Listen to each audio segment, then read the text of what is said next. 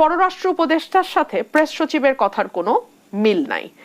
দুই হচ্ছে, যখন আমরা বন্দর নিয়ে আলোচনা শুরু হলো তখন আমরা দেখলাম যে তারা দাবি করছেন বন্দর হচ্ছে বাংলাদেশের হৃৎপিণ্ড এবং এই চট্টগ্রামের এই বন্দরটি যদি আরো বেশি সচল এবং সক্ষম করা না যায় তাহলে নাকি শরীর যথেষ্ট রক্ত পাবে না এবং যথেষ্ট মানে সচল ভাবে দেশ সামনের দিকে এগোতে পারবে না।